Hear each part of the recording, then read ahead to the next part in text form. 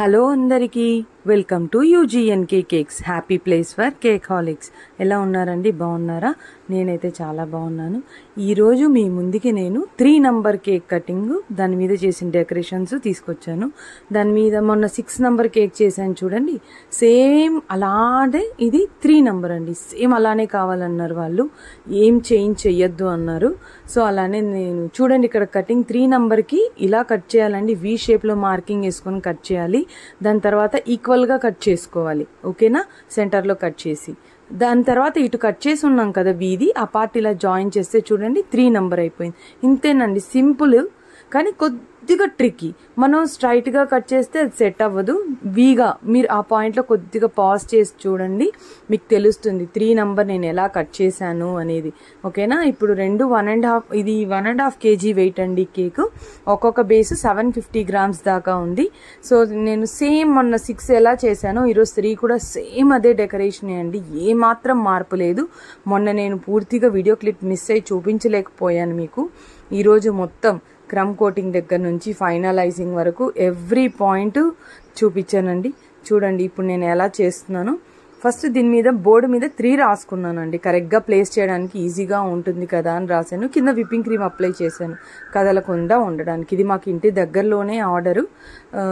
So ఇది 3. మేము కూడా ఇన్వైటెడ్ అండి దీనికి. వెళ్ళాను, అక్కడ తిన్న వాళ్ళందరూ అన్నారు చాలా బాగా చేసావు కేక్ అన్నారు. థ్యాంక్ యూ చెప్పాను. ఆర్డర్ తీసుకున్న వాళ్ళు కూడా హ్యాపీ. డిజైన్ ఆవిడ మాత్రం ఫుల్ హ్యాపీ అయింది, ఎలా ఉంటే అలానే చేసావు అని. ఇది బటర్ స్కాచ్ ఫ్లేవర్ అండి. నేను బేస్లో బటర్ స్కాచ్ ఎమల్షన్ వేసాను. ఇక్కడ చూడండి బటర్ స్కాచ్ క్రష్ చేస్తున్నాను.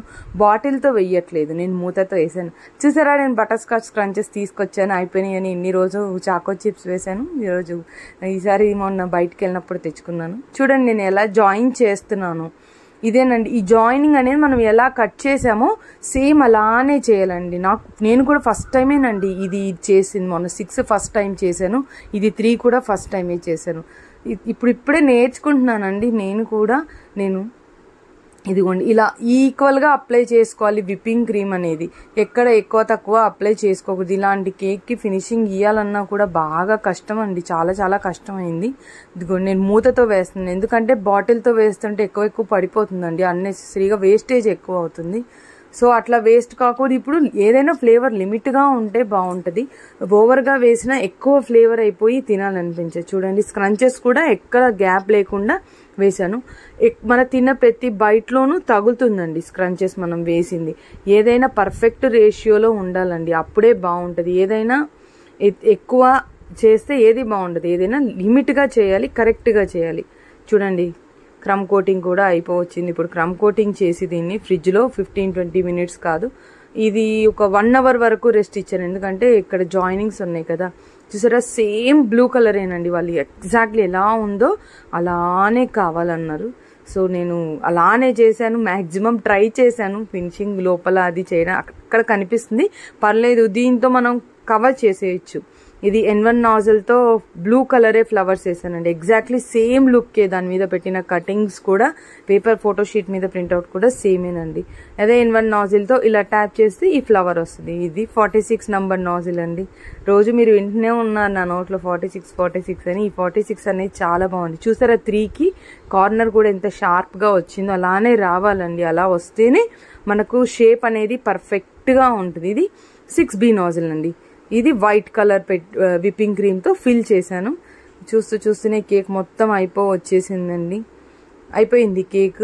ఇంకా లాస్ట్ కటింగ్స్ వచ్చేసి నేను డెలివరీ కేక్ బాక్స్లో పెట్టిన తర్వాత నేను కేక్ కటింగ్స్ పెట్టానండి. ఎందుకంటే ఫ్రిడ్జ్లో ముందే పెడితే అది పేపర్ కదండి, కలర్ అంతా పేపర్ లాగేసుకుని అవి కలర్ ఫేడ్ అవుట్ అయిపోతాయండి, బాగుండవు లుక్. కలర్ అనేది పేపర్ మీదకి వచ్చేసింది. ఇదేనండి ఇవాల్టి వీడియో. ఇలాంటి మరిన్ని వీడియోస్ కోసం మీరు మన ఛానల్ని లైక్ చేయండి, షేర్ చేయండి, సబ్స్క్రైబ్ చేయండి. మీరు ఎక్కడైనా నేను తప్పు చేస్తున్నా నాకు కామెంట్ చేసి చెప్పండి, నేను దాన్ని రెక్టిఫై చేసుకుంటాను. చూడండి పిక్ యాడ్ చేశాను లాస్ట్లో. ఓకేనా అండి, బాయ్.